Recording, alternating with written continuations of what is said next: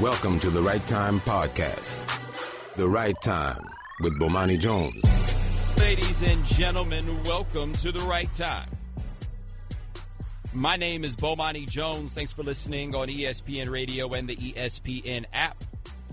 We are presented by Progressive Insurance. You can send us a tweet at the 1-800-Flowers.com Twitter feed. That is at Bomani_Jones. I want to take a brief moment right now to apologize to y'all because I was not able to come do the radio show on Friday. I came to work, but work was PTI that day, and I was looking forward to doing the show on Friday because I don't know if y'all know this, man. My name is Bomani Jones, Bomani Babatunde Jones, if you want to get all the names involved there. But you know what they used to call me back in the day? Back in another life, back in the olden times, back in the ancient days. You know what they used to call me, Shannon?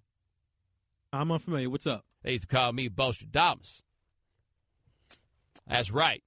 Bostradamus. See, every now and then it happens that I'll get on this radio show here and I tell you something that I think how it's going to play out. And then what do you know? It actually plays out that way. Now, this is an interesting circumstance because we were on the radio on Thursday and we were talking about the owner-player meetings or whatever it is. And I had no idea that there was a story coming on Friday from Don Van Natta and Seth Wickersham. I had no idea that story was coming. That was going to talk about Bob McNair saying the whole inmates in the prison thing. Remember that? He said the whole inmates in the prison thing and kind of set the whole thing off the Texans. Didn't he want to come to work that day? DeAndre Hopkins was like, bump that. You guys who aren't as good as me can go to work. I'm going home. All right. Anyway, the day before on the radio, I tried to give you some warnings about how the NFL might have been playing this backwards and what Bob McNair's role probably was in those meetings. Let's go ahead and play what Bostradamus had to say on Thursday.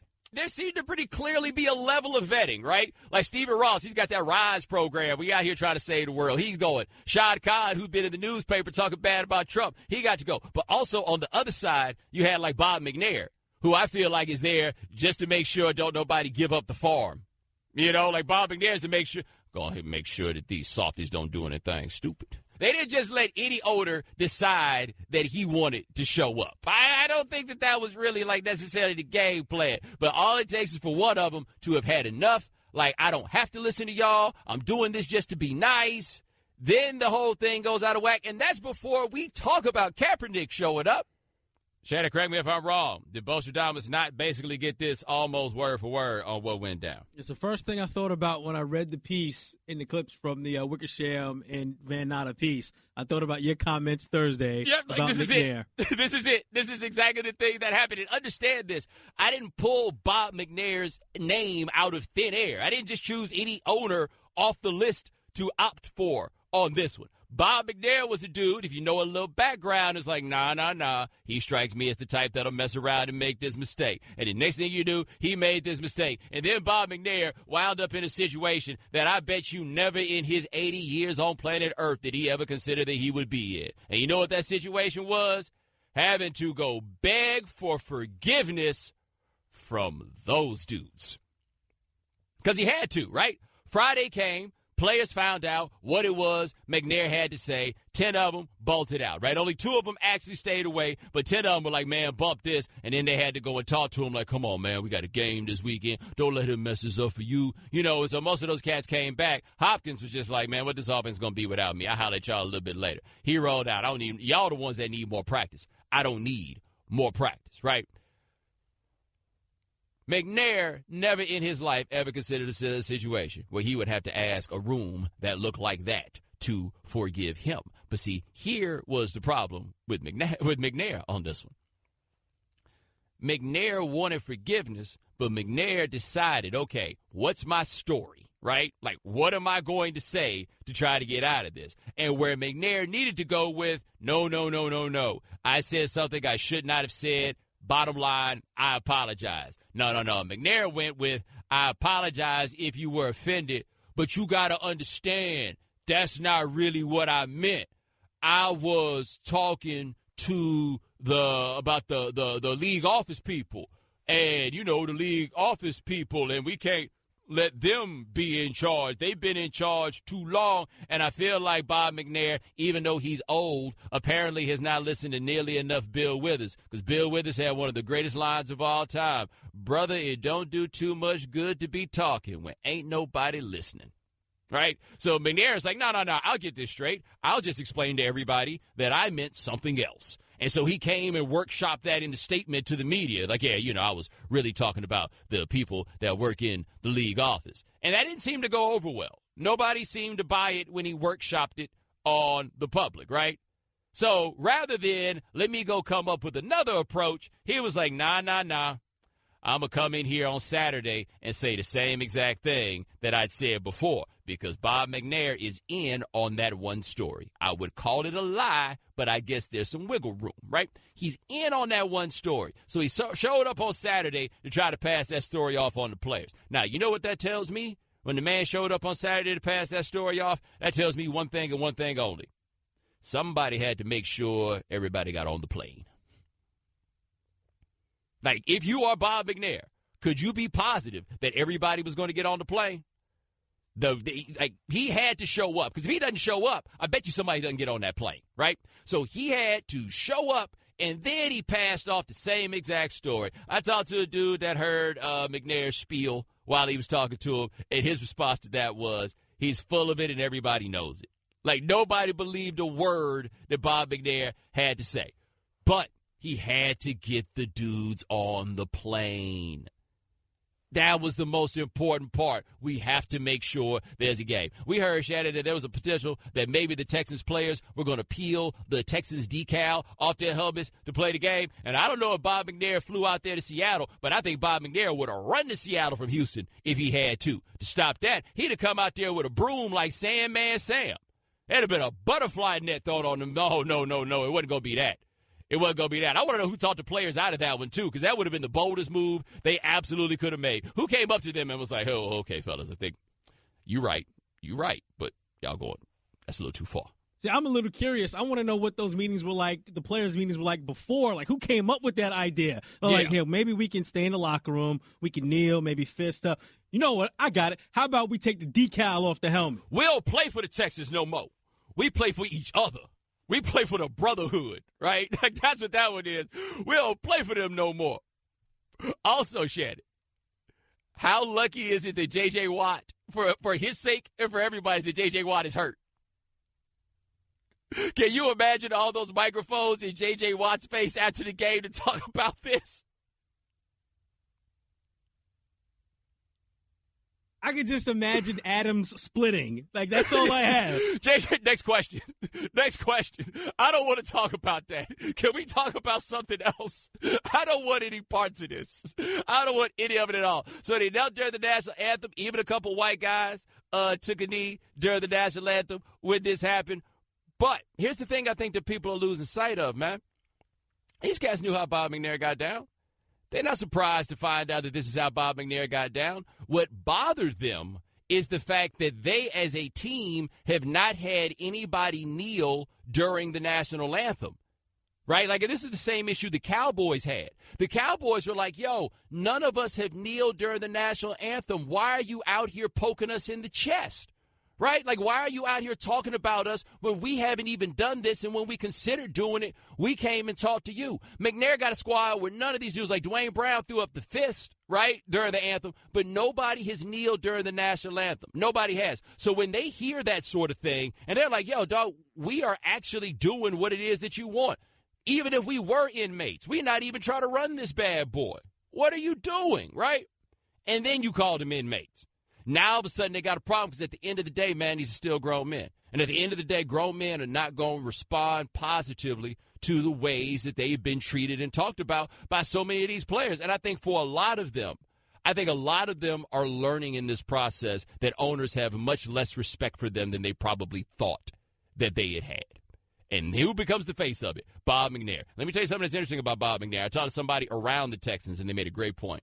They said that McNair has done so much to make sure that there was never any level of scandal on the Texans. Closest thing to scandal with the Texans is Brian Cushing getting caught up with that juice, right? But he's done so much to make sure there was never any scandal on the Texans, that he never brought in anybody that would tarnish the name of the Texans. They vet players very closely for that reason. And who wound up being the one to put the tarnish on the Texans?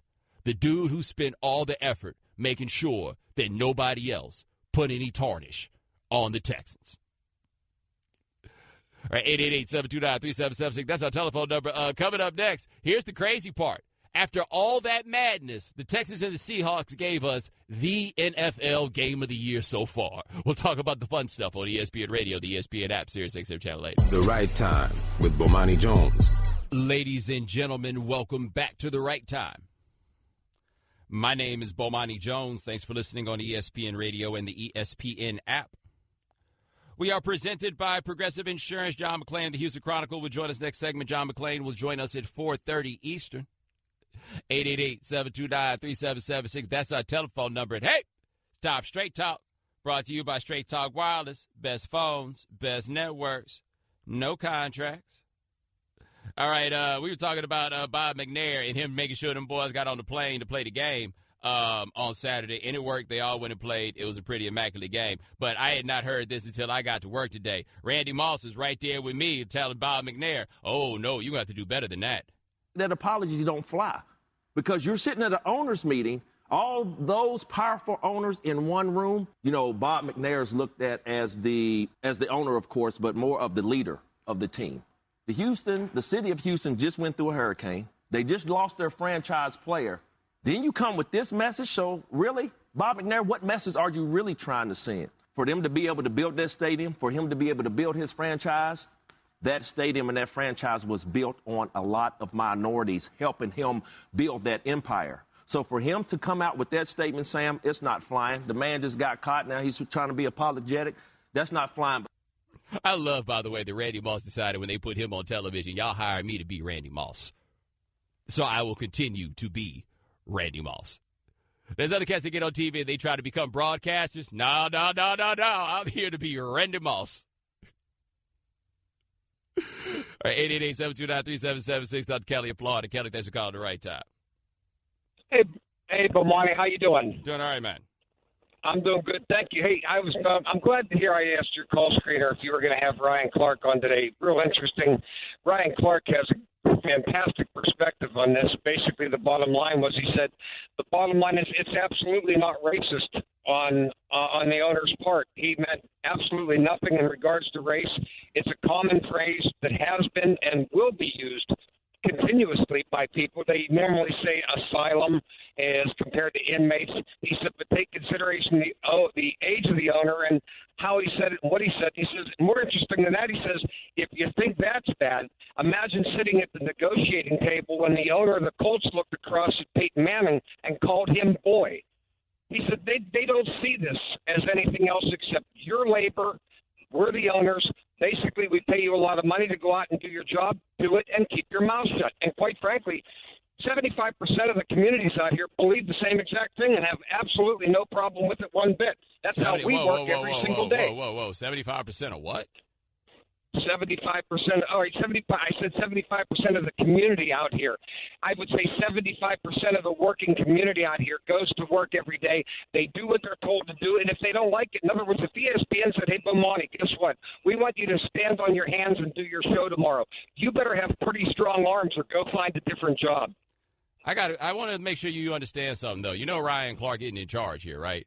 Like you see, I don't care what but it's very important though, because like Ryan will be on later and he could have told me all this stuff that you told me, but Ryan said it, therefore you agree. That ain't making it what it is. Like, Kelly, appreciate the call, but I mean, I guess Shannon also, did I say anything about it being racial in the first when we talked about it last segment? We didn't bring a racial aspect, element, or anything into it. We were just talking about McNair having to apologize. And to those guys. All I had was jokes, man. I can't even tell no jokes around y'all. Interesting thing about this with the owner is most of these owners, they have no back down in them. You don't become a billionaire and have this money that McNair has and having some back down. So it's for him to have to go in and apologize to his players, that's just a lot. By the way, I could totally see an owner calling Peyton Manning boy. You know why? Because I could totally see Peyton Manning up there talking to them like they equals. Right? I can totally see Peyton Manning. Fellas, say that again, boy. Ho, my fault. I thought this was something else. I could totally see that. By the way, here was Dwayne Brown before the game, after the game, talking about whether or not the owner's comments had any effect on the game itself. Wait, what is the relationship like now after the meeting with Bob? How did that go on Saturday?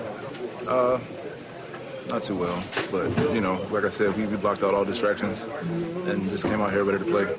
Yeah, this is one interesting thing here. We didn't just get a good game on Sunday. We got the best game of the NFL season, one of the best regular season games I recall seeing. What we got was amazing. A quarterback duel between Russell Wilson and Deshaun Watson. Where Watson, I've not been sold. I feel a whole lot more sold after watching him play that game on Sunday. And Russell Wilson, for all the things that Russell Wilson does that you could complain about, man, he makes big plays. And if you're a guy like me who has had a problem with the dink and dunk sort of offenses that have proliferated the NFL, they were throwing the ball down the field. You had Hopkins making big plays. Like, that was as exciting an NFL game as I have watched in 2017. Absolutely as exciting. And that's part of what, so I think it's interesting when we start talking about the difference in ratings and everything else this year.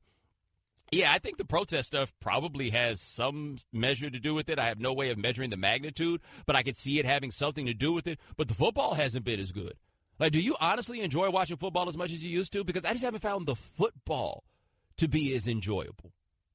I just don't, right? And so this time we got a great game. Not a good game. We got a great game. And if the NFL wants to figure out how to, quote-unquote, move past this stuff, give us more great games. We like those. We'll take those. All right, 888-729-3776. That's our telephone number. Let's hit the phones and talk to Jay in Vegas. Jay, thanks for calling the right time. How you doing, brother? Love the show. Congrats on the success. Appreciate it, man. I literally turned the radio on, got back in the car during the last caller's rant. I can't stand it when people say, well, if I did that on my job, I can't do that on my job. I do my job without having to go through all that. One, because it makes you uncomfortable doesn't mean that they shouldn't do what they're doing.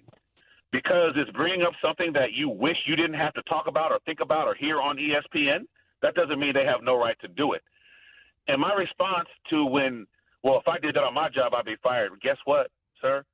80,000 people don't show up to watch you do your job. People aren't spending $300 to buy your work shirt as we do for a jersey. So there is a difference between a platform on an everyday person and an NFL player, an NBA player, who millions of people tune in to watch them or follow them on Twitter or Instagram. People want to know what they're doing, what they have to say. But now because it's making certain people uncomfortable, owners, it doesn't matter. They still have the right to do it. And that's just the bottom line, whether you're comfortable with it or not. Well, I appreciate the call. Hey, I appreciate the call, man, but I would look at that from a little bit of a different angle. One thing is, like, I've never had a job where they made me stand at attention and, like, in effect, pledge loyalty to anything, right? Like, it's not just that they're asking you to do something. There's something in particular about the thing that people are being asked to do. Like, that is where I think the issue winds up coming up that's a little bit different than people's jobs, right? There's that. The other part is this. If the owners could make those dudes stand in that way, if they felt like they could really, really do it, they'd have done it by now. There's a reason why they feel like they can't quite do it, and so you can't knock the players for having leverage that you may not have at your gig. Straight Talk Wireless, nationwide coverage on America's largest and most dependable 4G LTE networks. All right, coming up next, so how are things between the players and Bob McNair, and how's Bill O'Brien deal with all of this? We'll talk to John McClain of the Houston Chronicle on ESPN Radio, the ESPN app, Sirius XM Channel 80. Buying your business trip at Upside.com is a triple win. You get great prizes, gift card rewards, and 6-star treatment. A recent Upside customer had a flight canceled, and while rebooking, a navigator contacted the hotel and had them change his check-in day without charging any fees.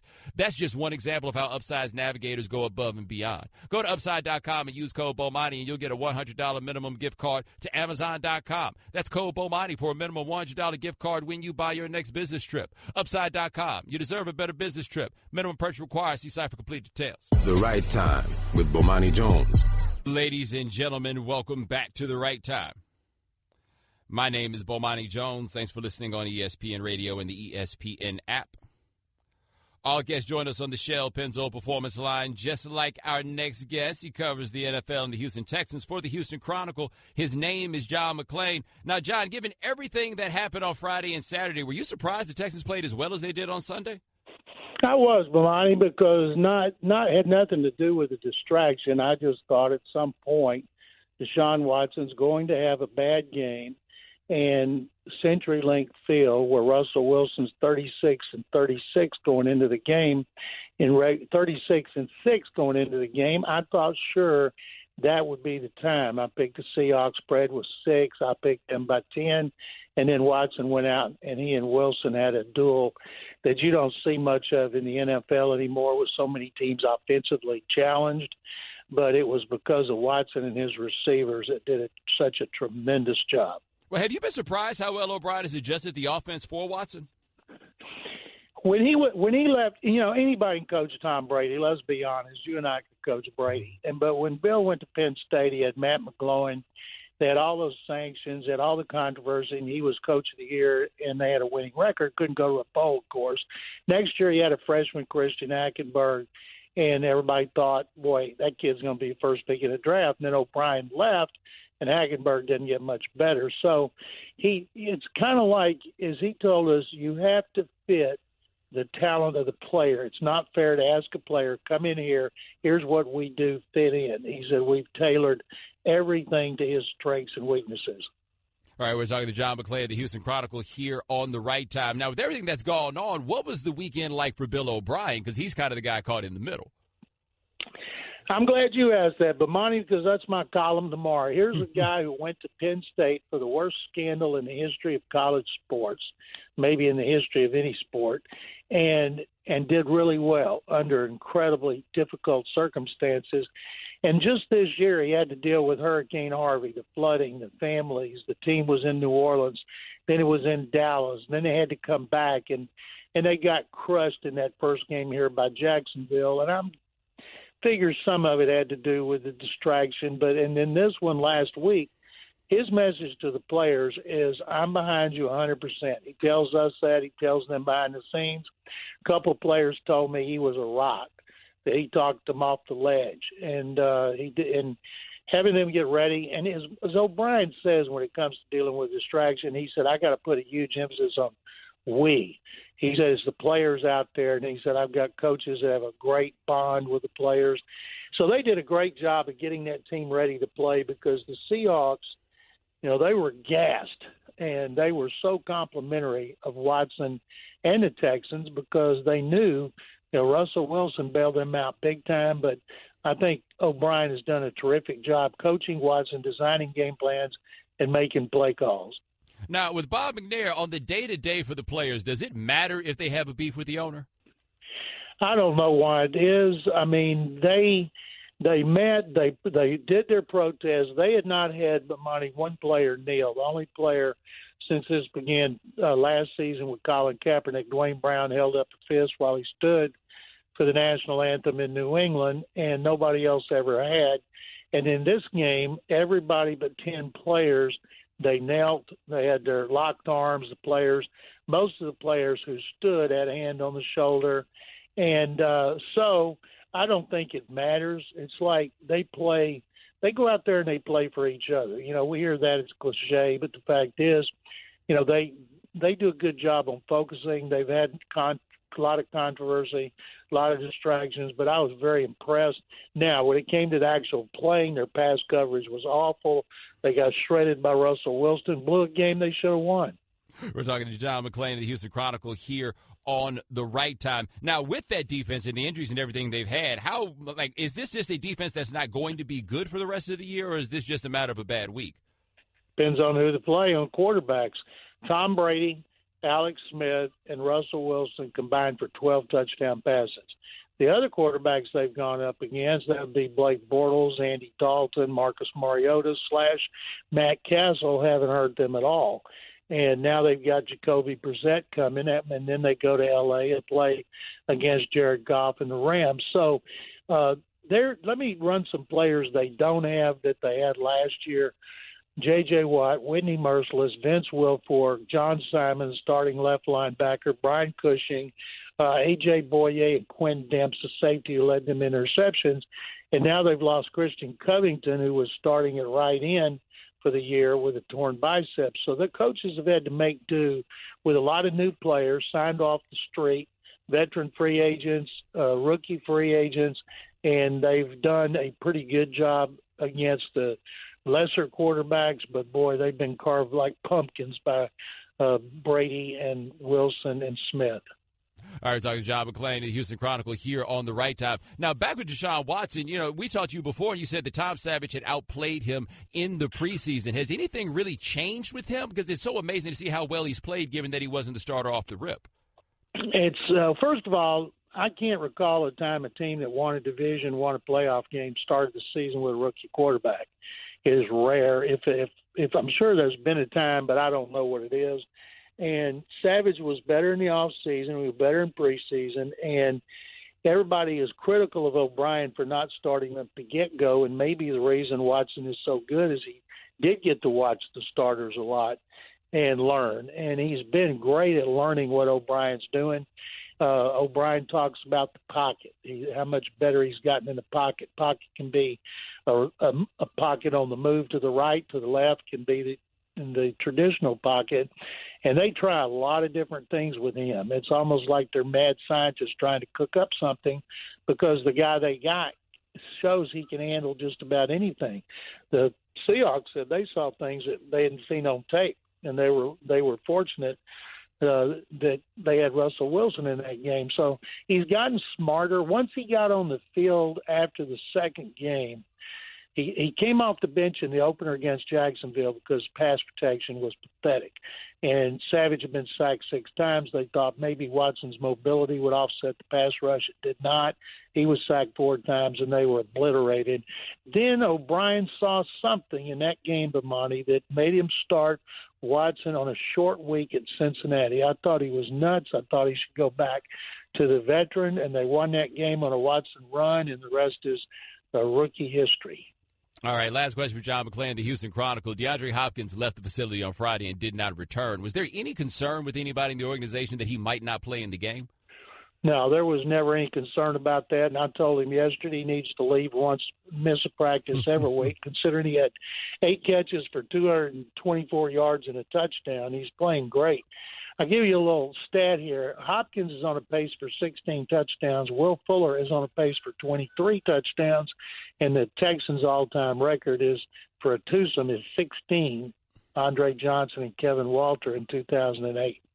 All right, that is John McClain of the Houston Chronicle. You were fantastic as always, sir. Thank you.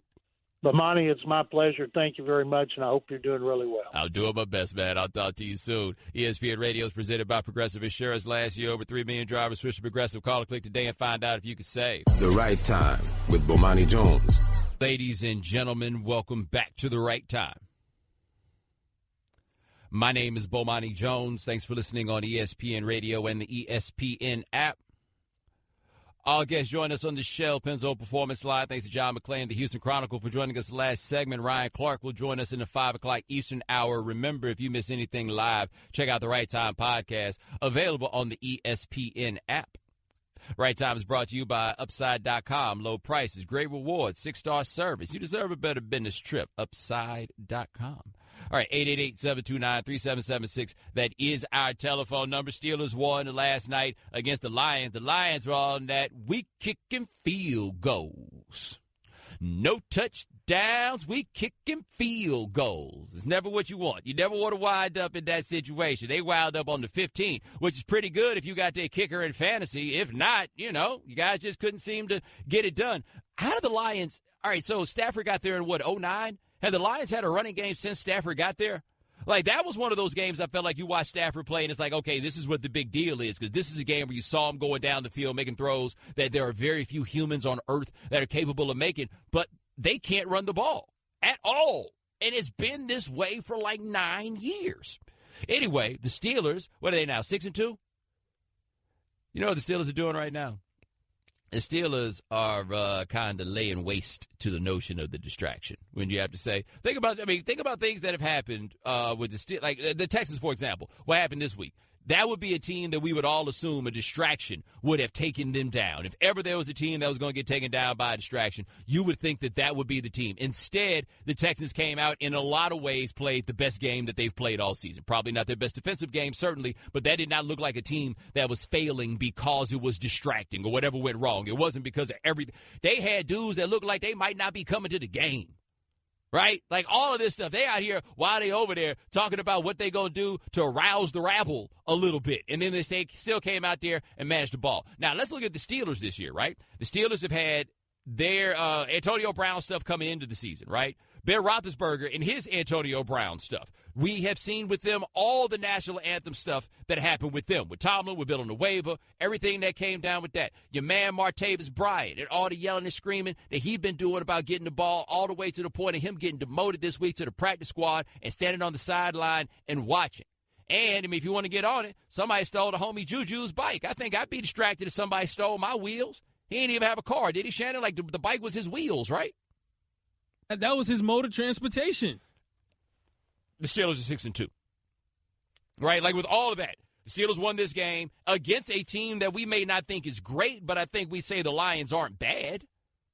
Right? And they still came through. Like, as much as we talk about distractions and everything else that comes along with it, maybe we make too much of that. Maybe, just maybe, we make a little bit too much of that. Because I would think if any team was going to be distracted, it would be the Texans. If for no other reason, then I would think the Texans were maybe distracted by the World Series. Because, yo, man, it was good for Bob McNair that this was the weekend this all popped off. Because Houston is overtaken by Astros mania. And that made his life a whole lot easier. In fact, we were talking about this a couple seconds ago, Shannon. Friday, they told us the Cats was going to get indicted. Over the weekend, all kinds of bad stuff started coming out. We hear about the Jim McElway thing that ultimately resulted in him being fired. You saw what your man Kevin Spacey tried to run out there on everybody. All because it was indictment day. Like if you needed a news dump, if you needed to get that off, this was the weekend to do it. Yes, no matter where you are news item number 2. I can't think of what you got to do that's so bad that you are not news item number 2. It has just been like a 72 hours of let's dump this news and let's dump this news right now. By the way, shout out to the homie Juju. What Juju have, 190-some yards receiving? 193 yards receiving. He is the youngest player with over 150 yards receiving in the game. Right. No player that young has ever had as many yards as he had also, right? Like Randy Moss was older when he had a game that was in this sort of neighborhood. Meanwhile, Martavis Bryant got to be standing over on the sideline like, man, he can't even drive. I'm just saying. I could do that. I don't want to speculate or anything, but we sure Bryant did take that bike. I'm just throwing it out there. Like, if there's anyone out there in the world that would have motivation to steal Juju's bike, wouldn't it be Bryant? Yeah. Like, come on. Like, right now, Juju is the new Flash. And Bryant is Eddie Kane Jr. right now. Except I feel like Bryant wouldn't steal his bike. Bryant would steal his helmet. Bryant would steal his shoes. Something that stops him from getting on the floor or the field. It's a field, right? All right, 888-729-3776. Let's hit the phone and talk to Harry in Spokane. Harry, thanks for calling the right time. Harry. All right, then. James in Virginia. Thanks for calling the right time. If he's talking, I can't hear him either. All right, we're just not going to talk to nobody. Shannon and I had planned for them to ride us out to the break. How are we going to do it? Question to you in regards to the Steelers, though. Like, who gets the credit for this? I understand it's a team thing, but like Mike Tomlin, he's been called a cheerleader in the past, but he has to give some credit, though, the fact that you have all these distractions, yet here we are, 6-2. Yeah, well, let's be real about this. Them people calling him a cheerleader. What you think that's about? Right? Like the whole, he's too close to the players. He's not tough enough. Okay, whatever you say there. Dude, Tomlin has finished over 500 every year that he's been a coach. Every year that he's been a coach. Imagine what we would think about Mike Tomlin if they could just find a way to beat the Patriots every now and then. Because that seems to be the holdup. Belichick does undress him, but they have been remarkably consistent. Your man Coward didn't have his first 10 years over 500 in this way. Welcome to the Right Time Podcast. The Right Time with Bomani Jones. Ladies and gentlemen, welcome to the Right Time. My name is Bomani Jones. Thanks for listening on ESPN Radio and the ESPN app. We are presented by Progressive Insurance. You can send us a tweet at the 1-800-Flowers.com Twitter feed. That is at Bomani_Jones. You know, I'm from Houston, man, hometown by the center of the sports universe. Bob McNair almost started the revolution off by himself, kind of by accident, but the revolution almost started right there on his watch with his No, No, No. Their song is Ding, Ding, Ding, Ding-a-Ding, Ding. Our song is Ding, Ding, Ding, Ding-a-Ding. Ding, ding, ding, ding, ding, ding. That's basically what he wound up doing. And I say he was lucky because in Houston, at least for him, he's not the biggest story right now because they got Astros mania. And now the Astros are 1 win away from the World Series. Also, the Astros are in the American League. I feel like I need to tell people that because if you're anything like me, that's really easy to forget. Like, hey, what you mean the Astros and the Dodgers are in the World Series? It's not possible. It's got 2 leagues. No, the Astros are over there. Shannon, did you stay up to watch the end of that game? I didn't. I tried, man. I tried. Like, it was on. I tried. It was exciting from what I heard when I was half asleep. I tried. I told you, man, baseball is like that ex that I still have wonderful feelings about, but I just don't keep up with her. That makes sense, right? Like whenever I see baseball, it's like, yo, it's good to see you. You well? You been good? You straight? And then I go on back on to whatever it is they'll be doing. And so, like, I feel like the playoffs are like homecoming, right?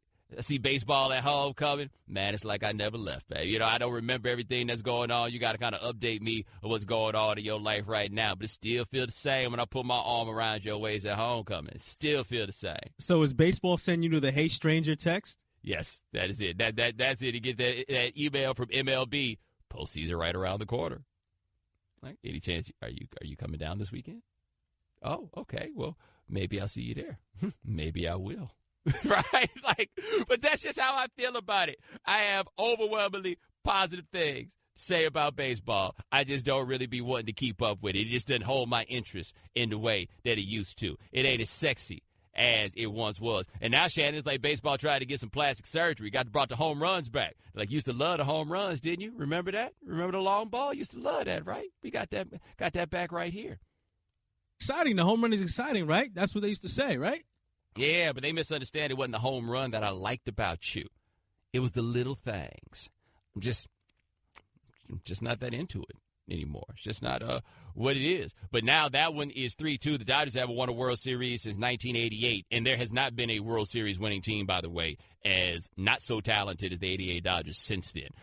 The Astros have never won a World Series, so this would be a big deal for whoever it happens to be. Again, Bob McNair, go Stros. He needs the Stros to go ahead and pull this off. Except, Shannon, it's 2 games at home for the Dodgers, 3-2. And if there's anything the Braves fan here can tell you, do not trust the 3-2.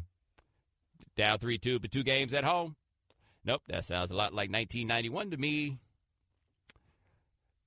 96 is not one of those before you try to go there, Yankee fan. Say anything. I was gonna agree with you there. I saw it all over your face. Why you rocking? Why you still rocking? I was gonna agree with you. I was absolutely gonna go Braves Twins there. Absolutely. Oh, word. Mm-hmm. That's sure. how. That's how. Okay. I was okay. there for you. I was there for you. Every pitch in that series. I would also like to know, by the way, that the Braves were down 3-2 to the Pirates, coming back to Atlanta, and then they won that series. How about that? You remember that one? I'm pretty sure the same thing happened in '96 over the Cardinals. The Cardinals, Shannon. Remember that? Never mind. We don't even.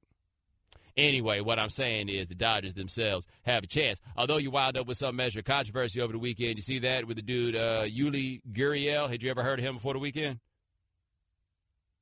I paid attention during that Yankee-Houston series. So that's right. I got familiar with him then. When the Astros were beating the Yankees?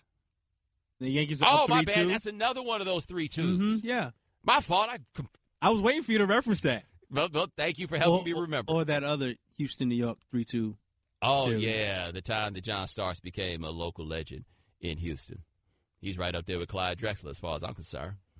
But anyway, the Gurriel cat did the slanted eyes about you, Darvish. And number one, what are you doing?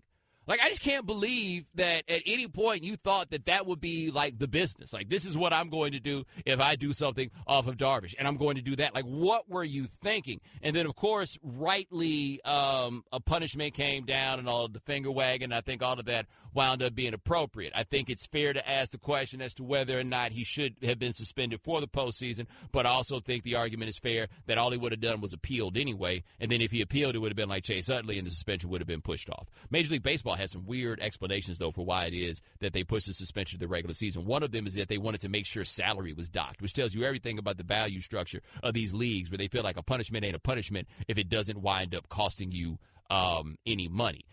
They talked about how Darvish handled it so well that Darvish just wanted to move on. Darvish's opinion don't matter at that point. This is about something bigger than you, Darvish, right? Like, if this was only about the way you, Darvish, felt, then the way you would resolve this is say, hey, you, go fight the dude. You go take care of it yourself. But it's about something much larger than him. The other one, though, they said was they wanted to make sure that Buddy didn't appeal. And I think there's something to that if this guarantees, because if it's the World Series, if the suspension is during the postseason, he absolutely will appeal and absolutely has to appeal. You just got to roll the dice on that. One thing I'd like to note, though, Major League Baseball, if Yu Darvish did that thing, if Gurriel did that thing with the slanted eyelids, and then he put it on a T-shirt or perhaps a baseball cap, and you could somehow find a way to sell that as the mascot for one of your franchises, would you have a problem then? Would you? I mean, it's not as though a caricature of someone based upon their ethnicity is something that Major League Baseball is just too classy to indulge. Or is it we can only let you do these racist things if we go find a way to make some money off of it? Like, they need to reconcile that within themselves, because I do kind of feel like a little buddy wanted to put forth some sort of appeal. That would be the basis of my appeal. Major League Baseball clearly doesn't think there's anything wrong with this. They obviously don't. They sell this, literally sell this. They put a price tag on it, and they sell it, and they will only get rid of it once they decide that the appropriate white people are okay with getting rid of it. But this ain't about no matter of principle. It's not. It's just not what it is. I tell you what, it is a matter of principle, though. Did y'all see that woman that caught that home run? I think it was in left field at Iran. And then once she caught it, the dude standing next to her snatched the ball out of her hand and threw it back on the field. Did y'all see that? And so the story goes that the woman was there with her husband, and the dude, because apparently at Iran, they have decided, I saw somebody make this point on the internet, Shannon, the Iran people paid for 30-year naming rights on that stadium in 1999. We got 12 more to go. Notice you still called it Enron. They got 12. I don't want them to ever forget that. That was the funniest thing in the world. They sold those naming rights to the company whose name you did not ever want on your bill. Fine, call it the juice box. Anyway, so the woman catches the home run ball. It turns out she's there with her husband, and the dude that snatched the ball out of her hand is her brother-in-law, because somehow they have co-opted that tradition at the stadium where you throw back the other team's home run balls. And apparently the woman said that she was just so excited about catching it that she was going to throw it back on the field herself. But the brother-in-law just couldn't wait because he was a little too antsy because of the game. And, Shannon, I'm just asking you, somebody snatched the ball out your queen's hand in that way, and you don't really know what's going on. How's that work? Have to be some explaining going on right then and there at that time. You ain't just about to be doing that. Nope. But guess who I bet is demanding the explanation in that moment? You'd have to jump fast to be the one to reconcile that one. No. There cannot be a circumstance under which you snatching something out my queen's hand without, not for no tradition. Because if she want to take it and put it in her purse, then that baseball going home in her purse. What you going to do, reach in her purse and take it if it come down to that? Now we got to fight. I could have bet he's heard about that all day today, too. And that was a lowbrow move. I thought that was just one of those matters of principle. Like, my approach to my friends' wives involves things like, I'm not snatching anything out of your hands. It's a lot of yeses and pleases and thank yous, maybe a few ma'ams. Basically, I just Xerox the manual for dealing with your mom and apply that to your queen. And you know why? Because cats be fighting over their queens. And it's a fight you can't win. Even if your man's queen is tripping. You just kind of got to charge that one. No, I'm not talking about you, Shannon, just to be clear. I just had to be very, very, very, very clear about that one. I've lost friends over that, though. Wife got mad at me, and we was never cool again. It's always a slippery slope, too, because, like, with you explaining your friends to your wife, you gotta make your best friend seem like he's the best person possible. Yes. Because he's a direct reflection of you and your choices. Yes, in the best light. In the best light. Your best friend needs to look like a beacon. Now, some of these other cats, that might be one thing, but your road dog, Oh, no.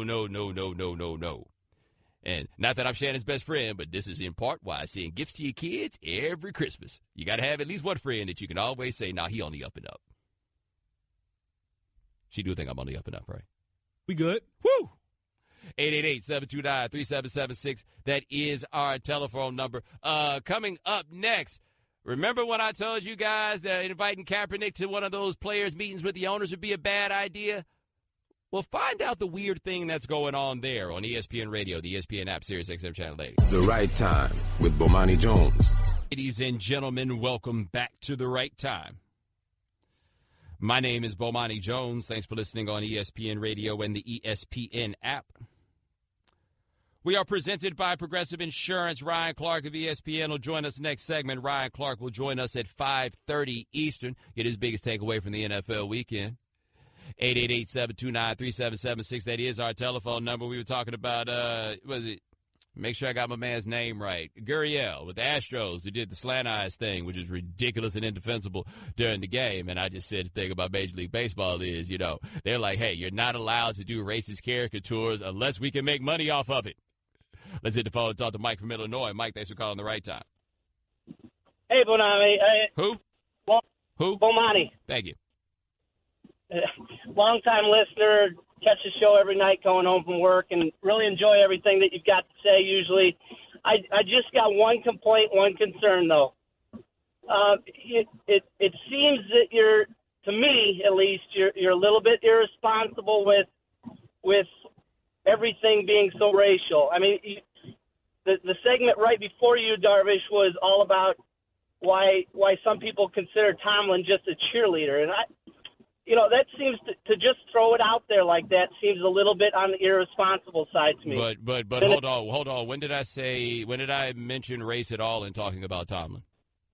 So what exactly was it that you were talking about? There's a little bit more to that, if you know what I mean. No, I don't even know if I said if you know what I mean. What I do think, though, is that the idea that he is too close with the players is probably informed by race. But it sure seemed to me like you got the race part all by yourself, and I didn't even have to give you much. So did I really make it about race, or did you already know that? And that's the standard line. Anytime anybody questions you on it, it becomes them. It becomes their problem with race. Well, here's the problem, though, man. You're the one calling in talking about your problem with race. So it's kind of hard for me to separate from that idea. But okay, if you thought I was making that racial, did you have some problem with me talking about Gurriel? Because it's kind of hard to talk about that without talking about race, don't you think? No, that particular case, I'm in total agreement with you on that. Major League profits on that, and that was I'm assuming that was the reference that you were making with that. No, the reference I was making was to teams like the Cleveland Indians and the Atlanta Braves and the Tomahawk Chop, which absolutely deal in those same caricatures, and Major League Baseball won't do anything about those. Yeah, I completely agree with you on that one. So what's your problem? The problem is, again, like I said, I just think it's irresponsible to tie almost everything to somewhat of a racial issue. And to say that just because some people consider him a cheerleader, there might be some racism or racial issues there, I don't think that's accurate. Well, why is it irresponsible to say it might be? Is that any more irresponsible than you saying that it's not? Because I think, honestly, it is far more irresponsible for people to ignore race in the ways that they do than for somebody to broach the discussion. It's far more dangerous and problematic for people to try to act like race stuff doesn't exist than it is to mention it when it does. So, don't you think it's kind of irresponsible to try to ignore something that is such a powerful force in our lives? Well, I definitely think it's completely irresponsible to. I think it's just as irresponsible to tie everything to it. Everything, huh? Well, Sorry, buddy. We got to go talk about Colin Kaepernick. It's going to involve race. 888-729-3776. That is our telephone number. Actually, Shannon, this probably won't involve race, the Kaepernick discussion. You see this where apparently, because this coalition of players, which, by the way, is no longer going to have meetings, right? They're not doing the meetings anymore, or they say the next meeting has been pushed off. Do we have the sound of Bostradamus trying to explain to people the situation when it came to this thing about having meetings and that they need to make sure not to have too many meetings? When it comes to this matter of having these meetings about what to do about social justice and the national anthem protest, to the NFL and the players both, I say the same thing. It is better that you guys have one meeting too few than it is for you to have one meeting too many. What do I mean by that? I mean that if ultimately these meetings stop and there's nothing that ultimately gets done, yes, people will feel like their time was wasted, but in the end, we waste our time in lots of different ways. That's not such a bad thing. However, if this goes on for one meeting too many, you could wind up having some disastrous consequences. Shannon, I feel like we need to start charging these cats some consulting fees on this sort of thing. Does this not sound to you like somebody was like, yo, I think Bomani's right. We may have had one meeting too many. Because they did have one meeting too many. Because Bob McNair in the first, and that's one, by the way, one meeting too many. But another level of this that's interesting is apparently, like, we kept hearing this, Colin Kaepernick's invited to the meetings. Colin Kaepernick's invited to the meetings. Slate.com had the emails from Kaepernick's lawyer going to Malcolm Jenkins and to somebody with the NFLPA where they're like, yo, people keep saying we're invited. We haven't been invited to anything. Could you please come out here and say that the dude hasn't been invited? Now, first of all, I don't even understand the point of saying that he's been invited to a meeting with the people that he's suing. Like, I thought that once you sued somebody, you didn't wind up in the same room with them. That's kind of one of the rules of the streets when it comes to suing people. Shannon, are there rules on the street about suing people? You sure they are? But there should be. Like, it's a different street. Rules of the cul-de-sac, maybe? Like, is that a little bit more in line with, like, suing people? Rules on the boulevard, the lane, the terrace? Yeah, like that sort of thing. Maybe that's what it is. The rules of the carefully manicured median, right? The rules of the traffic circle. I don't know. Like, maybe it's one of those. But either way it goes, when you suing somebody, you don't just go sit with them. Like, that doesn't work. Although what we heard from the last meeting, all Kaepernick would get from showing up is more evidence for his case where they talked about how the owners hate him, right? They're not going to let that dude in that room to do that. But what I can't figure out for Malcolm Jenkins or anybody else is, even if you were inviting Kaepernick, why are you saying that in public? Like, what's the point? Kaepernick's not going to show. You know he's not going to show. Why are you talking to anybody else about this? Like, I just can't figure out what the angle is on that one. Like, all of this now, I think, is turned into full-on disaster. Anquan Bolton's trying to become a player again, which then makes his whole thing seem weird as he goes in and does this. Nobody wants to seem to have the meetings right now. People are saying that Kaepernick's invited when no one can think of a good reason why he should be invited. What is any of this? And you know what it is? It's one meeting too many. That's what it is. All right, 888-729-3776. That is our telephone number. Coming up next, find out what Ryan Clark's biggest takeaway from the weekend was on ESPN Radio, the ESPN app, Sirius XM Channel 80. Buying your business trip at Upside.com is a triple win. You get great prices, gift card rewards, and a 6-star treatment. And recently, an Upside customer had a flight canceled, and while rebooking, a navigator contacted the hotel and had them change his check-in day without charging any fees. That's just one example of how Upside's navigators go above and beyond. Go to Upside.com and use code Bomani, and you'll get a minimum $100 gift card to Amazon.com. That's code Bomani for a minimum $100 gift card when you buy your next business trip. Upside.com. You deserve a better business trip. Minimum purchase required. See site for complete details. The Right Time with Bomani Jones. Ladies and gentlemen, welcome back to The Right Time. My name is Bomani Jones. Thanks for listening on ESPN Radio and the ESPN app. All guests join us on the Shell Pennzoil Performance Line, just like our next guest, Super Bowl champion Ryan Clark. Ryan, what did you think about that shootout in Seattle? Because I was trying to think of the last time I saw the Seahawks in a shootout. Man, it was fun to watch, wasn't it? Yeah, I enjoyed it. You know, you're getting to the point now where you just want to see good football. You want to see cats compete. You want to see games come down to dudes executing and making plays. And that's what we got to see. I mean, you had two quarterbacks lead their team in rushing and throw for over 400 yards. And you were trying to figure out who was going to get the ball last. And even with, you know, Houston and Deshaun Watson making play after play, Russell Wilson was able to match him on the other end. And it came down to people executing in situational football and the 2-minute drill.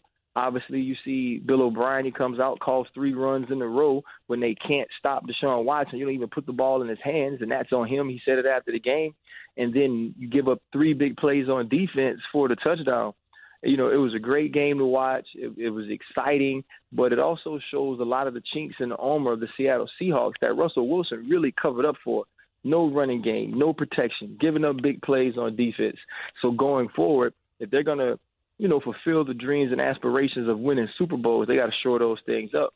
But for Deshaun Watson, Dabo was right, man. He Michael Jordan.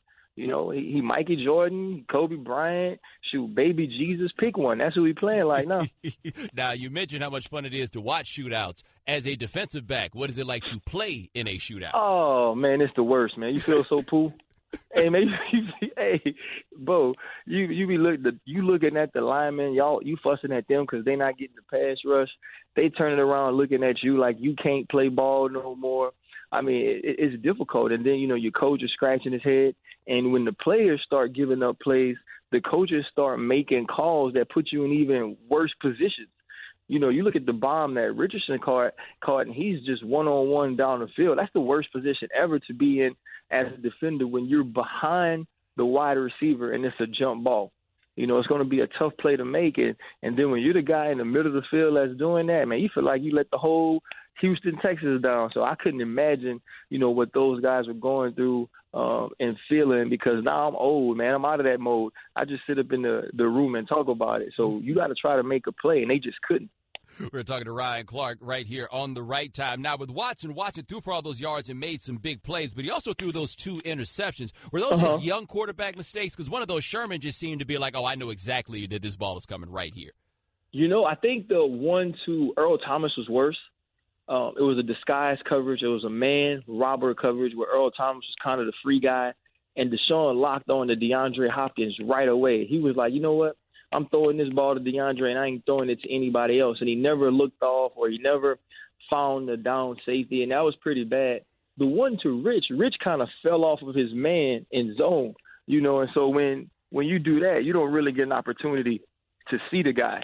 So those were 2 bad interceptions, some things he needs to get better on, just about not finding a guy, locking on, especially when you're playing people that can read the quarterback and react in the same way that Rich and Earl can. Well, I was going to say, that's Sherman's game, right? Trick you into thinking it's open and then go get it. Yeah, exactly, man. And so that's tough. But especially if you watch the play, he didn't survey the whole defense. He was kind of like, listen, they can't cover DeAndre, so I'm throwing to him no matter what. All right, we're talking to Ryan Clark of ESPN here on The Right Time. Another week in the soap opera of your Steelers. Are you surprised that they've come out at 6-2 with everything that's gone on this year? They're just that good. I think they're much better on defense than I expected them to be. They've rushed the passer a lot better than I expected. Adding Joe Hayden and Artie Burns coming on in his second year has helped them on the outside. And then offensively, when you got dudes, you got dudes. When you decide that, when you figure out Le'Veon Bell is the best running back in the league and you hand him the ball, good things happen. When Juju Smith-Schuster comes along and he is everything we thought he was going to be before the year started at USC last year, that helps. And so you've seen this team really kind of come into its own and not really worry about the noise. And I think when you have Coach Tomlin, a dude that does his best to kind of quiet those things and does his best to kind of not fan those flames, it helps a lot. But it also helps when you just got good players. And I think that's what we're seeing with the Pittsburgh Steelers. Now, we know how good their quarterback has been, but how good is their quarterback now? He's not playing very well. I'm going to be really honest about that. If you look at last night, there were some throws that he really missed. He had Hayward Bay wide open across the middle, and he missed them. Jesse James down the seam when they were backed up right before he hits Juju Smith-Schuster. So he's not pushing the ball down the field as effectively as we've seen him in the past. Now, is he still better than 3/4 of the quarterbacks in the NFL? Absolutely, but he's not what he was, and it doesn't really necessarily look physical. It looks like he's just not as sharp as he was, in the glory days where he was consistently going to Pro Bowls. In order for this team to be what they want to be and what they can be with the people surrounding him, he's going to have to shore some of those things up, because you can't really have the red zone woes and the third down woes that this team has sometimes, because they can't make some of those plays in the passing game. All right, we're talking to Ryan Clark of ESPN here on The Right Time. Switching gears just a little bit, Is Kirk Cousins on full run-for-his-life status for the rest of the year with that line he's playing behind? If you don't get some of those guys back, you're in trouble. I mean, you look at Trent Williams, probably the most talented and best left tackle in the game. You lose your center and Spencer Long. Brandon Sheriff, a first-round pick from a couple of years back or a few years back, he's out. And so now you're trying to figure out, man, are there going to be people to block for me? Will I consistently be under pressure from the rush? And then you start to watch the rush instead of looking downfield and making throws. Because late in that game, Bo, he had opportunities to make plays. He had enough protection to push the ball down the field and to complete passes. And there were just some balls that were thrown that were just awful.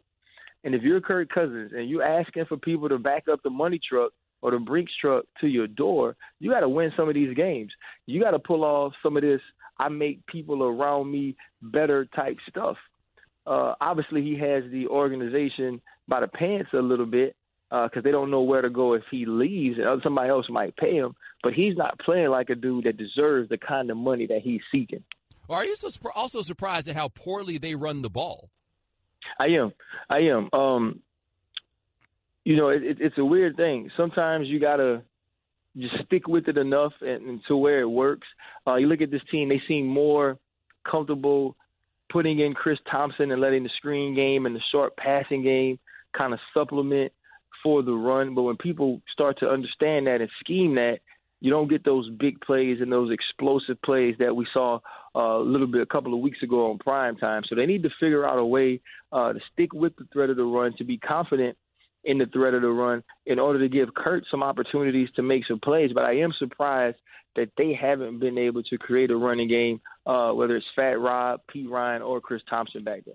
All right, that is Ryan Clark. Check him out covering the NFL for us here at ESPN. Thanks so much, my man. I appreciate it.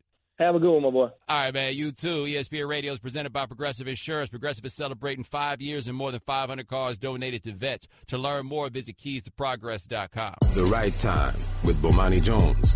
Ladies and gentlemen, welcome back to The Right Time.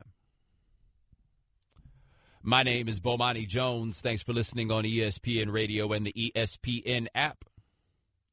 All guests join us on the Shell Penzo Performance Live. Thanks to Ryan Clark of ESPN for joining us the last segment. Spencer Hall of SB Nation joined us at the 6 o'clock Eastern hour. He went to Florida. We'll talk about his coach, even though his coach isn't his coach anymore. Hey, on your loved one's special day, make them the center of attention with 1-800-Flowers.com. Right now, when you order a dozen multicolored roses for only $29.99, you get an extra bouquet in a vase absolutely free. Go to 1-800-Flowers.com/ESPN. 888-729-3776. That's our telephone number. Let's hit the phone. Talk to Fred, North Carolina. Fred, thanks for calling The Right Time. Hello, Bomani. Hello, Shannon. How are y'all doing this evening? How's it going, Fred? Appreciate y'all taking my call. I called with two specific questions, but I'm going to digress a second based on the caller that called you earlier and accused you of making everything racial, which you don't. Growing up in the South, evidently people do not listen to what you said. You bring up topics, and they put their interpretation on it before hearing the end. The comment about Mike Tomlin being a player's coach, two names that come to mind are Buddy Ryan and Pete Carroll as players' coaches. So I don't think you can make that racial. But anyway, that kind of leads back into my two questions. You're the GM. You got to have a quarterback. Who would you rather have for the money it's going to take? Your favorite, Kirk Cousins. My favorite, Eli Manning, who I think has been unmasked as the luckiest quarterback in the history to win 2 Super Bowls. Or poor Joe Flacco. And then for Shannon, how does he explain the Knicks becoming such bullies that they beat the Cavaliers down and Tyrone Lue is saying it's unacceptable? Thanks for taking the call. Always, Fred. I appreciate it. It made me feel good when I hear Fred's voice. Like, I've never remember Fred. Oh, it's like, oh, yeah, it's the homie Fred. I may be the only person that calls it the homie Fred, but the Fred is the homie. Now, all those quarterbacks, that's a tough call. That's a tough call. Because right now, I think Kirk Cousins is better than Joe Flacco, and he's younger. So does that mean that of those three, because Eli, it is a wrap. So does that mean of those three, wow. Which one of them you want? Well, that's interesting because I think that obviously Flacco has digressed and Eli is on the other side of his career. My only problem is you're looking at that money that you got to give Cousins. While I do see the potential in Cousins compared to those other two, that's going to be a lot of money you're going to have to pay for Cousins. And he's about to be 30, by the way. That's the thing about Kirk Cousins is he's not young. Right? I mean, he did 5 years in college. It took him, the time it took to get the job. He's not young. But of those three, yuck. It might be him. And that ain't really saying nothing about him. By the way, wild day with Washington. We haven't had a chance to, really get into that. Maybe we will. Maybe tomorrow. I don't know. We save them kind of things for Tuesday when there's not that much stuff to talk about. How about those Knicks, though, Shannon? The Knicks won a game against the Cavaliers. The Knicks were beating the Cavaliers by 15 at the end of the third quarter and then stretched it out to 19 by the end of the game. I usually send out a show email rundown to all the parties included on the show, right? Did he know that we were planning on talking about the Knicks at 5:45? Did he know by posing that question about my Knicks that we were going to talk about the Knicks and destroying Cleveland last night? Did he know that the Knicks are only about a game out of the last spot in the East for a playoff spot? Did he know that? Nobody knew those. Did he know that not all NBA championships are won in June? Some are won on October 29th. Did he know that? Did he know that Porzingis has scored over 30 points in 4 of his 5 games this season? Did he know that? I didn't know that. Did you know? Did he know? Did everyone out there know that the Knicks are back? This might not be 94, but 2017 is the New York Knickerbocker season. How many games have they won this year? They're 2-3. One game they won below 2? Yeah. Right? I'm telling you, they're right there. Oh, wow. Okay, I'm done with all my Knicks optimism. Okay, I was about to say, you guys are already making them plans for April. Who y'all going to be playing? Home court advantage, maybe for a round? Are y'all talking about that? Absolutely. And if we win that one game in that playoff series, ticker tape parade. Little things. Like I said, I said it earlier, I'll say it again. Not all NBA championships won in June.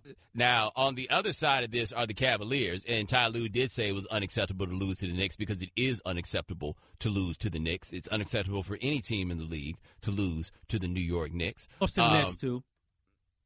Yeah, that's not good either. Yeah, you're right. The LeBron cannot say he's the king of New York. He cannot do that. But my man James Jackson on research came up with some great information here on this. Part of what's changing here with the Cavs, the on-court, off-court numbers, without LeBron. So last year, without LeBron on the floor, the Cavs shot 37% from 3. They shot 43% on corner threes, and they shot about 36% on fast break threes, right? This year, with LeBron off the court, they're shooting 25% from 3, 30% from the corner, 25% for threes on the break. For a team that had structured itself around shooting three-pointers, that's all bad. Now, I think part of it with the Cavs we have to acknowledge is that they made a trade for Kyrie Irving, but the two biggest pieces in that trade were Isaiah Thomas and the Nets pick. Obviously, the Nets pick is not playing. Neither is Isaiah Thomas, although Isaiah Thomas definitely looked like he got himself up for the game when they played on Saturday. I didn't see it on Sunday, but he was way up for the game. This team seems to have problems. I don't know how much you can just dismiss this as being early and say maybe they're going to find a way to get it done. I don't know about that. No. They just don't look good. Dwayne Wade is not. Think about this, Dwayne, too, because Dwayne is trying to make himself more of a three-point shooter. Last year, Dwayne shot 39% from 3 for the first 14 games of the year. The last 46 he played, he shot 27%. You can't expect him to have that going toward the end of the year. And if this is a team that can't make three-pointers, how are they supposed to score enough points? Right? But that's before we get to the defense. They gave up 114 points to the Knicks. What's up, Shannon? 888-729-3776. That is our telephone number. Coming up next, people trying to fire Roger Goodell? ESPN Radio. Thanks for listening to the Right Time Podcast.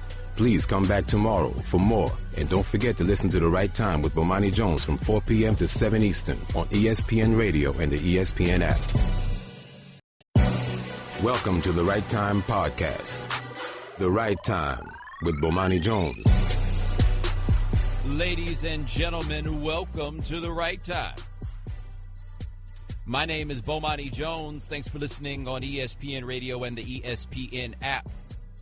We are presented by Progressive Insurance. You can send us a tweet at the 1-800-Flowers.com Twitter feed. That is at Bomani_Jones. So hating Jerry Jones is still at it, man. Jerry Jones is trying to get Roger Goodell up out the paint. This is a report that we got this weekend about this. So apparently there's a conference call, 17 owners on Thursday, and they talked about holding up Goodell's contract extension. That's what they call them, sources told the good folks at ESPN. Here is a quote that we have here. Is not a quote, but they're saying here that apparently is a growing difference of opinion among owners on how Goodell has done as commissioner, and that the 17 who were on the phone were generally unhappy with the NFL for a lot of reasons. And here we go with one owner saying, and I quote, "You don't get to have this many messes over the years like Roger has had and survive it."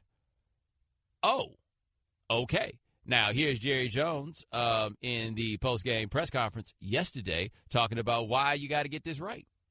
Wouldn't at all comment regarding that status. As you know, I'm kind of an observer. I'm very much involved in the dialogue that goes on with the contract. I'm not on the committee per se. You know, we make the commissioner of the NFL the most powerful person that I know of as to the organization and his constituency. So it's a big deal when we not only hire him, but when we extend him. So that has a lot of consideration to it. Shouldn't surprise anybody. Hold on. Run that back one more time, and I'll tell you when to stop. Wouldn't at all comment regarding that status. As you know, I'm kind of an observer. I'm very much involved in the dialogue that goes on with the contract. I'm not on the committee per se. Stop right there. I am not on the committee per se. Per se. Is there anything in our vernacular that indicates that somebody just tried to pull some BS on you like the words per se? I'm not on the committee per se. You ain't on the committee. Forget about per se. Like, I'm not on the committee. Jerry Jones's per se means, but I got my own rules, right? I'm not on the committee per se. But, you know, da-da-da, and everything else. And in the end, Goodell tried to do this thing with Zeke. Jerry Jones has absolutely drawn a line in the sand about what's going on with Zeke, and he seemed to still be mad at it. Now, what also seems to be going on here with, Goodell, the anthem stuff. And part of it with the anthem stuff is Goodell has been the one that's been, like, on the middle ground on that. Like, we got to listen to the players and da-da-da and everything else. When these owners clearly don't seem to have any interest in doing that. And so when the guy says you don't get to have this many messes over the years like Roger has had and survive it, why did he survive it this long? How did he survive it this long? The only thing that would be the tipping point is the fact that Roger's tried to be cool uncle this year. Right? He has tried to be cool uncle this year. Letting them have the dances, trying to listen to these cats about the protests and everything else. And the mean old granddaddies are coming in saying, shut that down. Shut that down. Call him Uncle Raj? Uncle Raj. Yo, cool Uncle Raj, man. Uncle Raj let us drink all the soda we want. Like that seems to be the way that Uncle Raj is trying to play this right now. Now, apparently it'll take 24 to force him out. And I read something that said they viewed this situation as kind of similar to when Fay Vincent was commissioner of baseball, and they didn't have enough to force Fay Vincent out. But they got enough to get him to resign and then name Bud Selig the commissioner, though Bud Selig was an owner at the time. Fay Vincent, interestingly, wrote a book after that. I think it was called The Last Commissioner. And he said, because in his farewell address, he said that people viewed me as though I'll be the last commissioner. The last commissioner in the sense that the idea that the commissioner operated independent of the owners was going to die. They were hiring one of their own, and therefore the commissioner would more than ever be a representative of the owners in the way that it had not been previously. Maybe that's what the owners of football want, except it sure seems like that's what the owners in football already have. Like, Raj is their guy. Raj is their dude. Raj seems to do what it is that they want. Raj has taken their bullets, and it would be crazy ironic if in the end Raj has taken all their bullets and then he basically bleeds to death and they say they need a live body in here. That seems to be it. Now, on Friday's show, I was not here, but Don Van Natta said that they had to keep Jerry out of those meetings until Jerry strong-armed his way into those meetings. Shannon, it sounded to me like Jerry has made the decision that he's running Raj about the paint. I'm the boss, and I'm running this. Or that's you not the boss, right? Like, that seems to be the big thing. He is salty with Raj. He does not like the way that Raj has handled this stuff. He is trying to get Raj up out the paint. Now, what is it for, like, if you're Roger Goodell, what does it take for you to quit your $40 million a year job? Shady, you're not hearing Not that. Not that. It's going to take a whole lot more than Jerry Jones trying to strong on me for me to want to quit my $40 million a year job. But how much fun does this job seem to be? Right? How much fun do you think this job is, being Roger Goodell at this point? Is there anything new for Roger Goodell to accomplish? I'd say the legacy of Roger Goodell is pretty, like, concretely set up. You already got a situation where your queen got to get on the burner account to try to defend you in front of all these people. Shannon, I feel like your thinking basically is you're never walking away from $40 million to work a desk job. Does that sound right? I'm not comfortable enough yet in my finances where I can quit a $40 million a year job. Go explain to your queen, the one that's defending you on Twitter. Go explain to your queen that you decided to quit your $40 million a year job. Okay, but what if you have had this $40 million a year job for a few years and you've already stacked like hundreds of millions of dollars? You can't do anything else with the money. Like you have spent the money that you have now, those are the bills you'll be spending for the rest of your life. You're never going to touch this 2017 money. Right. If we've learned anything from these NFL owners, you know what people with a lot of money like to have? More money. More money.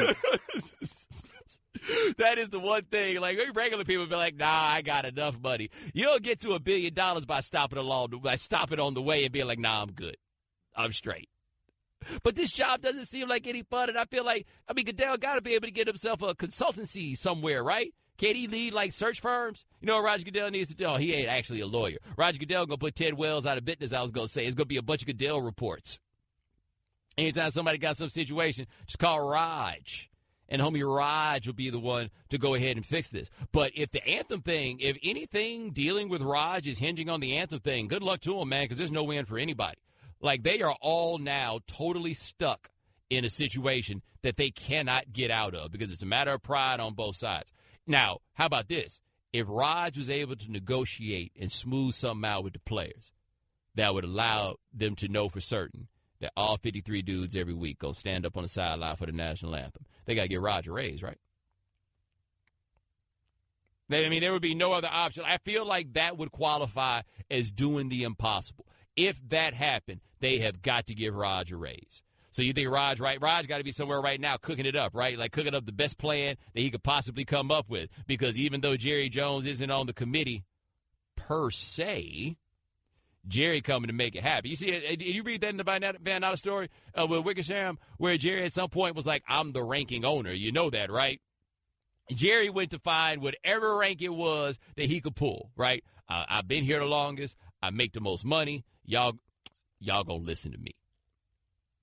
Jerry's like, yeah, committees are great if I'm on them. If committees are not great, they are unfortunately not a representative collection of the actual people that are being discussed. All right, 888-729-3776. That is our telephone number. Coming up next, we'll talk about Jim McClain and the amazing way he got himself fired and a lesson you can learn from his mistakes. You're listening to ESPN Radio, the ESPN app, Sirius XM Channel 80. The Right Time with Bomani Jones. Ladies and gentlemen, welcome back to The Right Time. My name is Bomani Jones. Thanks for listening on ESPN Radio and the ESPN app. We are presented by Progressive Insurance. Spencer Hall of SB Nation will join us next segment. Spencer Hall will join us at 6:30 Eastern to talk some college football. That's the old soul song of the day. Rock Box by Run DMC. Go ahead, turn that thing up just a little bit. 15 years ago today, we lost Jam Master Jay. Rest in peace.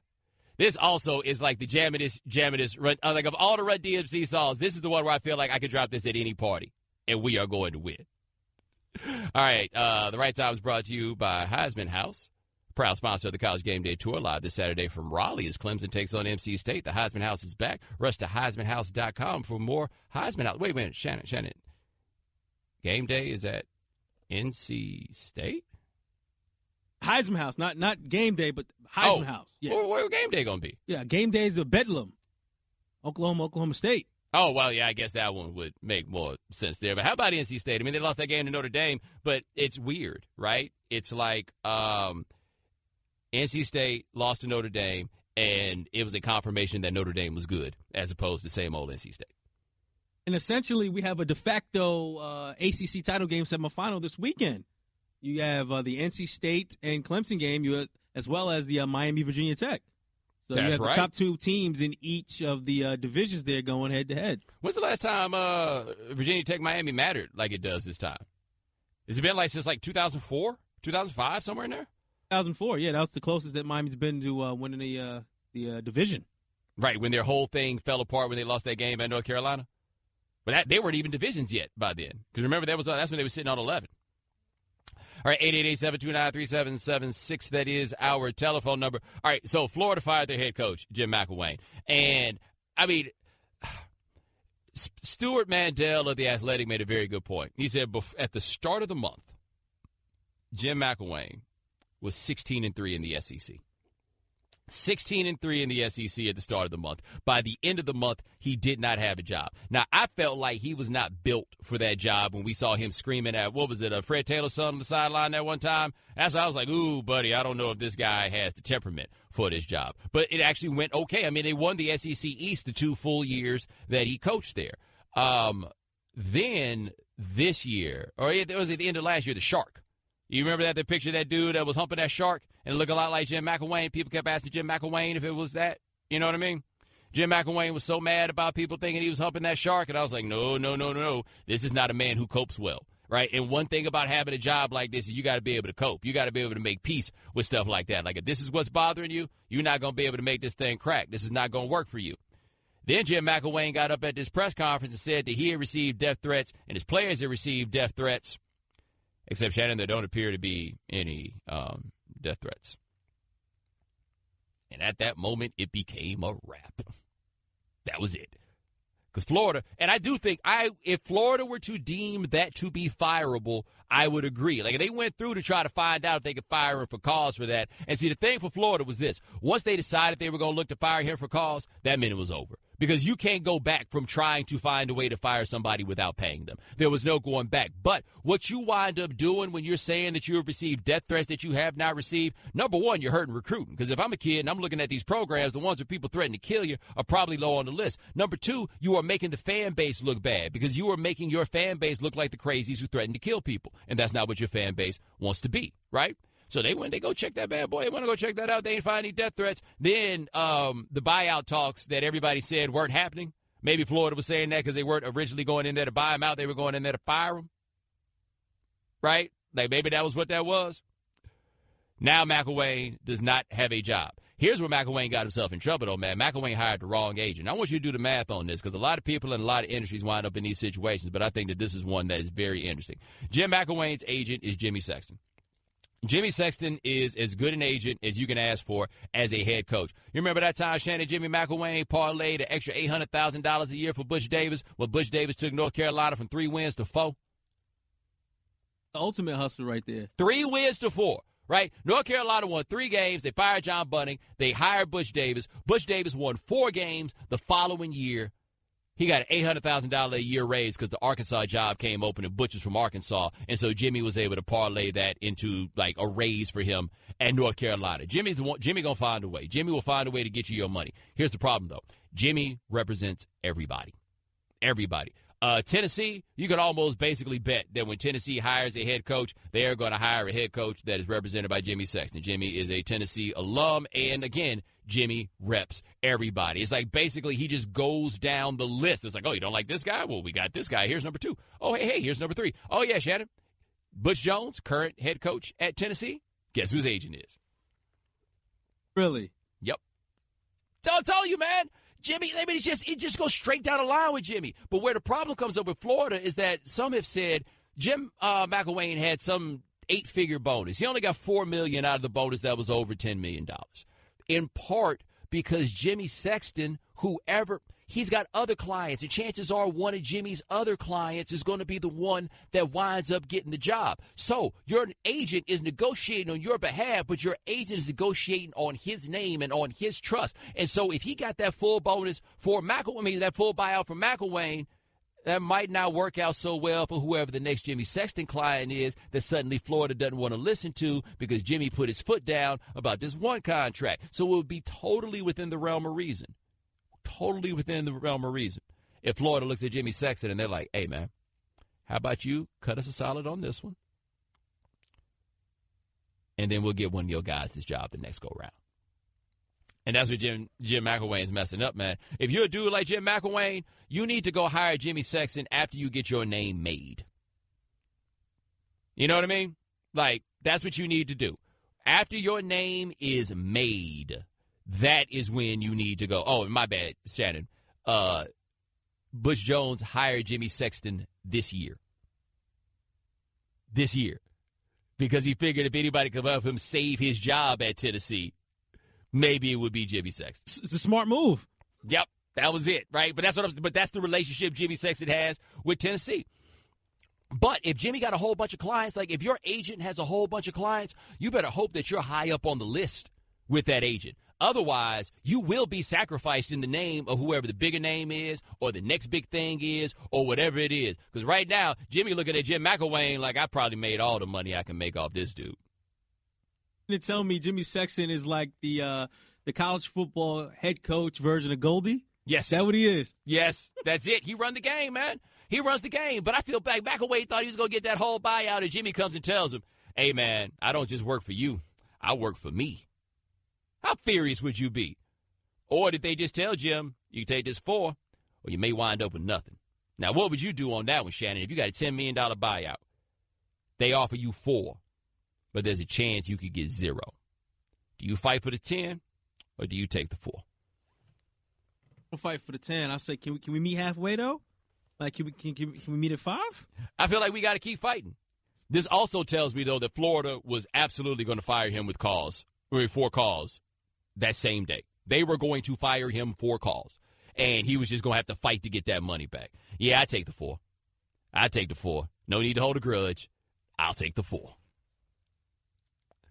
All right, 888-729-3776. That is our telephone number. Coming up next. Now, how good is the Florida job these days? We'll talk to Spencer Hall of SB Nation on ESPN Radio, the ESPN app, Sirius XM Channel 80. Do you do truck stuff? Getting muddy stuff? What about look at me stuff? Firestone Destination All-Terrain Tires are ready to go wherever the road takes you, from the city to the backwoods, from Main Street to no street, and any truck stuff in between. Built to adapt to wet or dry weather with on-road handling and off-road toughness, Firestone Destination Tires are equipped with the technology for a smooth and quiet ride. Also, check out the Firestone LE2 tires backed by our 60,000-mile limited tread-wear warranty for your CUV, SUV, or light truck. And if you're really ready for some truck stuff, test out the Firestone AT and MT tires with all-season performance to take you on the beaten path. Get some Firestone Destination tires and go do truck stuff. Because after all trucks do stuff, but not all trucks do truck stuff. Whatever you drive a Firestone. The Right Time with Bomani Jones. Ladies and gentlemen, welcome back to The Right Time. My name is Bomani Jones. Thanks for listening on ESPN Radio and the ESPN app. All guests join us on the Shell Pennzoil Performance Line, just like our next guest. Check him out at SBNation.com, also EDSBS.com, the best college football writer in America. His name is Spencer Hall. Now, Spencer, I was going to ask you if you were surprised that McElwain got fired, except you sent me a text on Saturday that said they were going to fire him on Sunday. I mean, yeah, that wasn't me, by the way. I mean, I told you that. I was kind of calling that. Other people were completely right before I was. But it didn't really take a lot to figure out where it was going when after he claimed there were death threats against him, which, sure, that's an entirely credible thing when you're talking about an SEC football coach. The administration went to him, asked him for clarification on this. He provided none. And you figure at this point the university would say, oh, we're going to look into these threats and we'll update you as we can, right? We're just doing our due diligence. And nope. They did that and then included we pressed McElwain for more information, and he provided none. So you went from being his advocate to being a reporter. And when that happens, your time's shortened, right? This is an additive thing.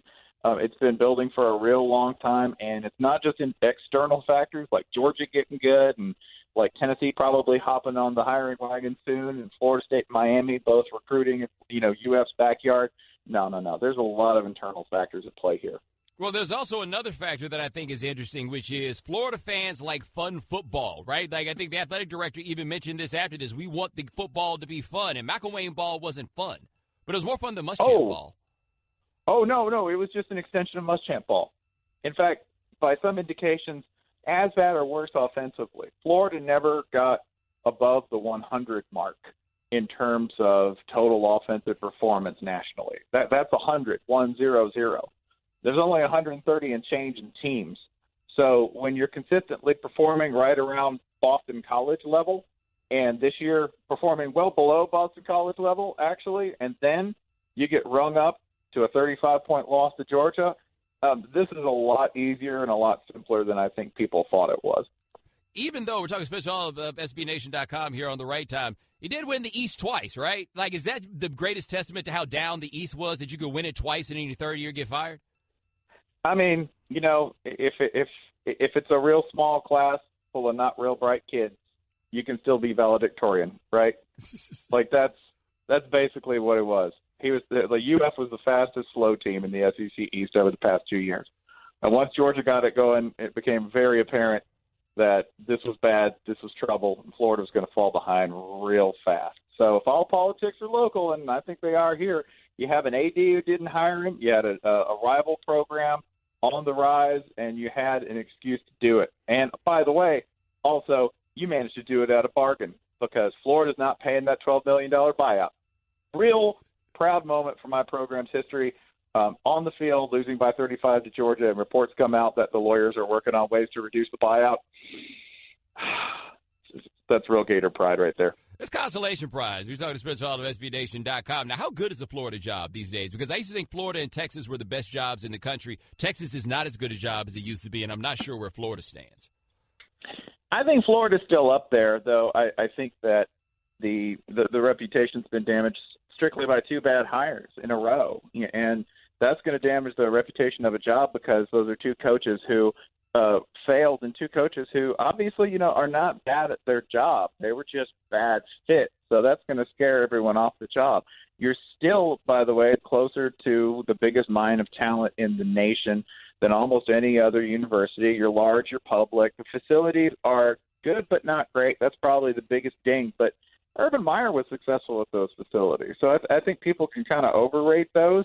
And those are probably on the way anyway. So I still think it's a first-tier job. I still think if you say, would this coach take this job from almost any other school, they would. There aren't many moves which are lateral if you consider a move from X to Florida. Now, where do you think they'll look? I think they'll look big and obvious first.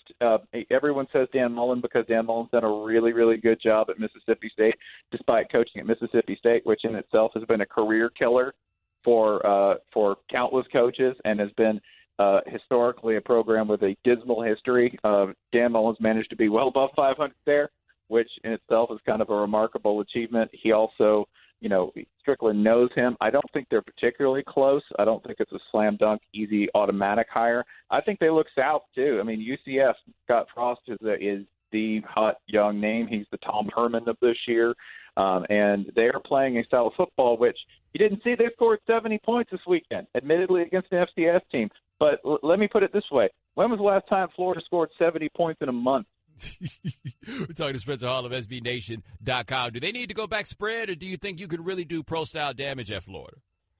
I think whatever they do, whatever coach they hire, it's just somebody who can implement it and actually teach it and recruit talent to it. They're just whatever you do. I don't think Florida fans have, one particular belief or another in terms of offense as long as it scores points and scores them pretty quickly. So pro-style spread, blend, hybrid, whatever. I think as long as they're not rolling out, a ball control or triple option, they're going to be pretty happy with it as long as it's done well, which is the thing that Florida hasn't had since 2008, really. All right, now let's switch gears and stay in the SEC. LSU, Alabama, this week. Are we back to thinking LSU, at the very least, is not terrible? Is that where we are now? I think, I think they're USGA approved non-terrible, right? You might want to revoke that certification after the first two quarters or maybe the third quarter, whenever the talent wall falls in and we see LSU start to struggle against Alabama. But I still think these are two fairly evenly matched teams, especially with the way LSU plays. They don't really want to keep the game anything but close. They're not really going to try to, go down the field a lot on you. They're just going to manage Danny Etling. So I think LSU's certified non-terrible. Unfortunately, they're going against a a certified terrible prospect for almost any team in the nation, which is playing Alabama. And if you don't believe me, just look at Florida State. They play them once, and they got a hangover for the rest of the dang season. Now, where are you on this Alabama team? Because I admit I have trouble telling Alabama teams apart from year to year. You're not alone in that, right? And there's a reason. It's because it's outstanding talent that's kind of, like managed to the hilt, which means that, they're going to run the ball. Like Notre Dame and Alabama actually have statistical profiles that are really similar, and that's because they're going to run the daylights out of the ball, 50 carries a game. They're going to limit the passing game. They're going to try to control the clock, and they're going to try to take all the air out of the game. And that's why you can't tell them apart year to year. And you do the exact same thing too if you had that defense and you had Damian Harris in the backfield. They go 5 deep at tailback, so why wouldn't you play that way, right? Why wouldn't you, when you can just spend tailback talent like that before ever thinking about the offensive line, which goes 2 or 3 deep that can beat up on starting defensive lines in the SEC, then yeah, you're just going to run the most dry, boring, kind of anodyne offense possible. All right, talking to Spencer Hall of SBNation.com here on The Right Time. All right, so Notre Dame has the one loss. Miami is undefeated. I believe they play each other this year. Do I have that right? You do have that right. That is correct. Wouldn't that have been so much more fun 30 years ago? It was more fun 30 years ago, and especially because I don't think this is a real great matchup for Miami. But I will say this for Miami this year, they have a turnover chain. It's extremely festive. It comes in its own suitcase. If you haven't seen that, they bring it in its own kind of silver briefcase, which they really should handcuff to the person for maximum effect when they bring it in. And they also win every game 24-19. Go back and look at their scores this year. No matter who they play, it's 24-19. So, if the over is anything above that, you might want to take a gander at that in the Notre Dame game because Miami kind of turns everyone into the same team. I feel like the Miami offense also needs a turnover chain, like one of shame that has a cinder block attached to it. They're really just trying to hand someone a loss, and they keep refusing to somehow. Notre Dame might be happy to oblige them, especially if you consider the way that Notre Dame's defense played this past weekend against NC State. Miami will be happy. They'll be happy to take that from Miami if they're offering. All right, that is Spencer Hall. Check him out, edsbs.com, also sbnation.com, and also every week here on The Right Time. Thanks so much, my man. I appreciate it. Thanks, sir. All right, now The Right Time is brought to you by Pennzoil Synthetics. Take a synthetic motor oil performance to a whole new level. Make the switch to Pennzoil Synthetics today. The Right Time with Bomani Jones. Ladies and gentlemen, welcome back to The Right Time. My name is Bomani Jones. Thanks for listening on ESPN Radio and the ESPN app. All guests join us on the Shell Pennzoil Performance Line. Thanks to Spencer Hall of SB Nation for joining us last segment. Thanks to Ryan Clark of ESPN for joining us in the 5 o'clock Eastern hour. Thanks to John McClain of the Houston Chronicle for joining us in the 4 o'clock Eastern hour. Remember, if you missed anything live, check out the Right Time podcast available on the ESPN app. All right, 888-729-3776. That is our telephone number. All right, Shannon, what we miss out on today? All right, the big news, of course, over the weekend involved the Houston Texans and their team owner, Bob McNair.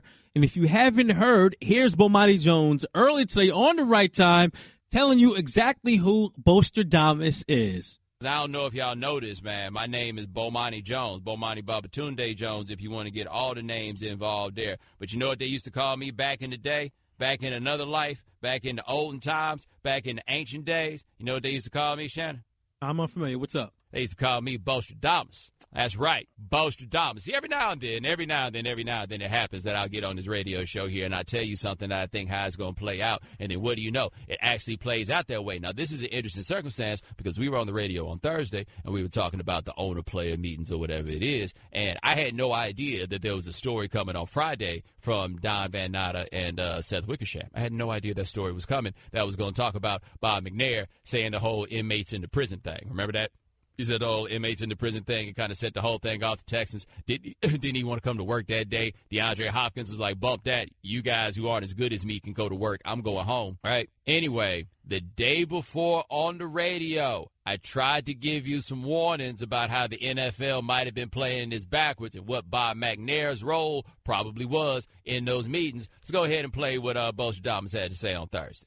there seemed to pretty clearly be a level of vetting, right? Like Stephen Ross, he's got that RISE program. We out here trying to save the world. He's going. Shad Khan, who's been in the newspaper talking bad about Trump, he got to go. But also on the other side, you had like Bob McNair, who I feel like is there just to make sure don't nobody give up the farm. You know, like Bob McNair is to make sure, go ahead and make sure that these softies don't do anything stupid. They didn't just let any owner decide that he wanted to show up. I don't think that was really like necessarily the game plan. But all it takes is for one of them to have had enough. Like, I don't have to listen to y'all. I'm doing this just to be nice. Then the whole thing goes out of whack. And that's before we talk about Kaepernick showing up. Shannon, correct me if I'm wrong. Did Bostradamus not basically get this almost word for word on what went down?